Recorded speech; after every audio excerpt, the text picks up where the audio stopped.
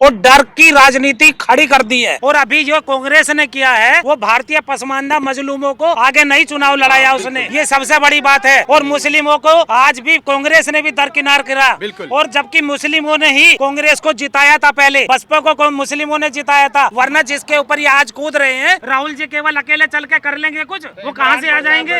अरे जो वो आज पैदल चल रहे हैं, पहले से क्यों नहीं चलते हुए पैदल? जो सरकार इनकी पहले थी, क्यों नहीं उन्होंने वर्क किया? वो वर्क ही नहीं करते, ये सारा उन्हीं के साथ दे रहे हैं। फिर भी तो इंडिया ऐसा कुछ नहीं है, राहुल को ये बेकार की बात कर रहे हो आप।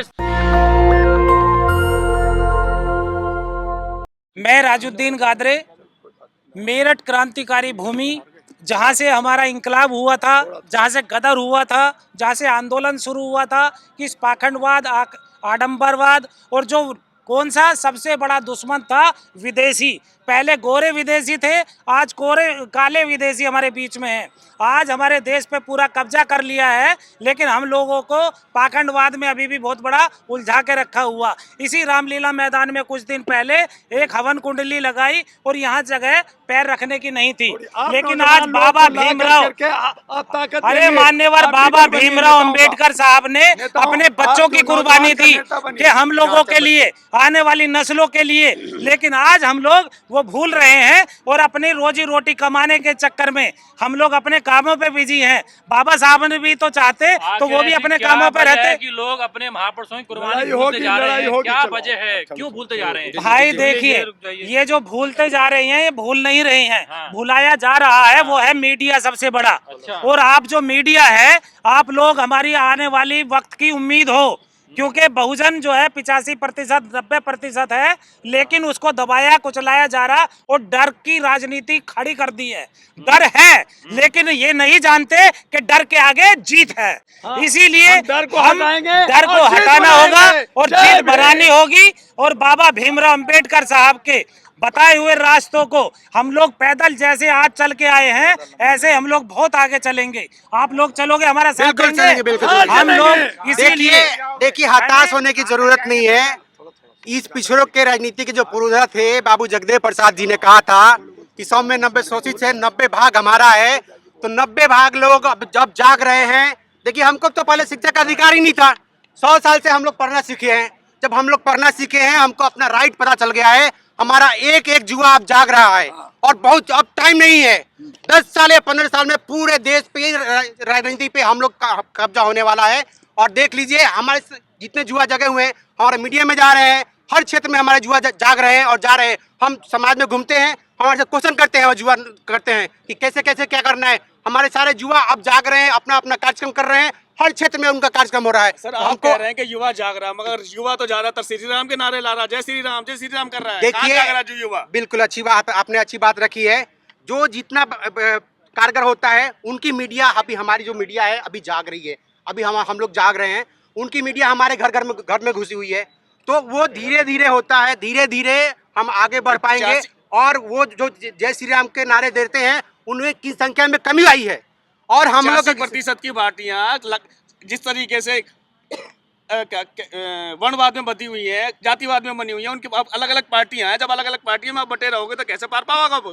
देखिए, जागरूकता आई है और 108 पार्टियों ने भी अलायंस किया हुआ है। तो वो जब अलायंस है, धीरे धीरे मर्ज होगी पार्टियां और एक बहुत बड़ी पार्टी बन के हम उभरेंगे। और बीजेपी को हम 2023 में दिखा दिया है कि 24 में कहीं रास्ता नहीं आपका। नहीं, देखिए वो जो चुनाव का परिणाम आया हुआ है, वो कहीं न कहीं से मैनेज किया गया है। आप देखिए कि चुनाव के पीरियड में अभी जो 5 राज्यों में चुनाव परिणाम आए हैं, वो क्यों आए, क्यों आपकी करारी है? क्योंकि बहुसंख्यक समाज जो है वो कांग्रेस के पीछे था, लेकिन कांग्रेस की क्यों इतनी बुरी जरूरत है? देखिए, कांग्रेस की बुरी, अंग्रेजों का डिवाइन रूल का शासन का तोड़ करके शासन किया है। देखिए, कांग्रेस जो हारी है, वो उसकी अपनी गलतियां हैं और उसको जो चाहती थी केवल हम दिखे। उसने जो कर्नाटक जीत लिया था, तो उसको कांग्रेस को लगा था कि अरे हम तो अब छा रहे हैं। उन्होंने जो हमारे नेता थे, बहुजन समाज के नेता थे, उनका काम जो उन्होंने राजस्थान में जो काम हुआ था, जो अच्छे से योजनाएं गठबंधन को हटाने के लिए इंडिया बना था। तो इंडिया क्या बिल्कुल हताशा है? उसके अंदर कोई जोश नहीं है क्या? नहीं, बिल्कुल जोश है। देखिए, अभी आज जो कार्यक्रम हुआ था, आज जो कार्यक्रम था, वो 17 तारीख को कार्यक्रम हो रहा है।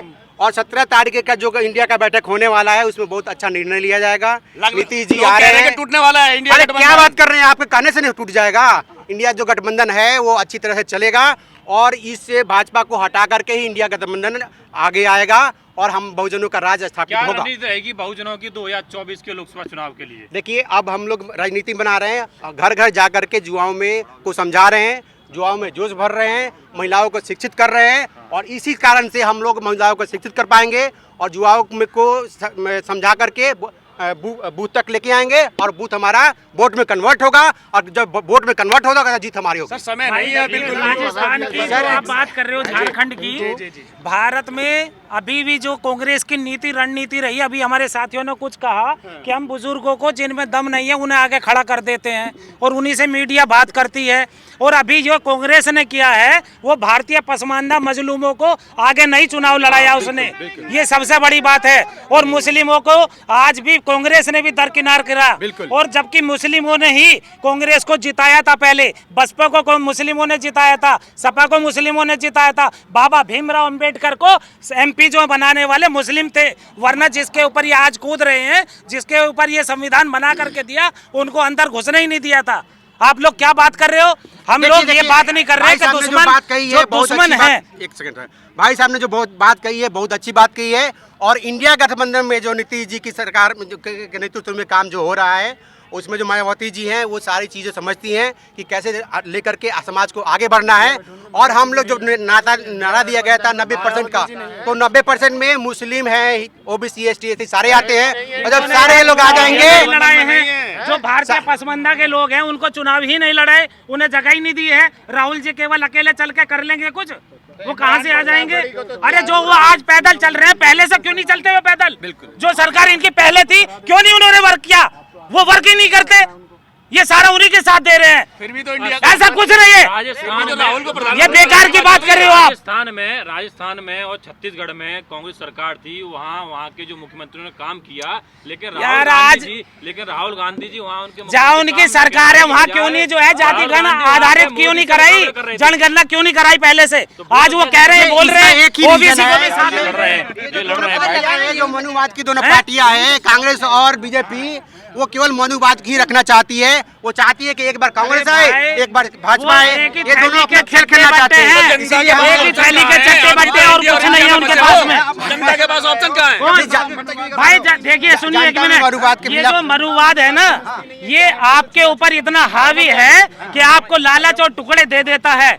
और आप ही जो लोग हैं, अरे मेरे भाई जो आप लोग हैं, वो रात दिन लगा हुआ है, रात दिन लगा हुआ है, वो महिलाओं को अलग बरकरार रहा है, युवाओं को अलग बरकरार है। अब यहाँ न्याय अधिकार महाकुंभ में सब लोग आए हैं, संगठन तो सभी आ गए लेकिन जनता नहीं आई, पब्लिक ने वोट देने वाले लोग नहीं आए। किनको समझा रहे थे आप? जर्नलिस्ट महोदय, ये गलत है। हमारे बहुत सारे यहाँ अच्छे हमारे बड़े लीडर और बड़े पब्लिक थी और ये हमारे पूरे भारत के अंदर आज बाबा साहब का परिनिर्माण दिवस मनाया जा रहा है, संसद में भी मनाया जा रहा है। इसलिए ये कहना कि हम लोग कम थे, जो लोग थे यही जो है 1-1 लाख 1-1 करोड़ के ये सारे नौजवान हमारे जो साथी हैं, आप जो है ये सब हमारे बाबा साहब के उम्मीदों पे खरा उतरेंगे।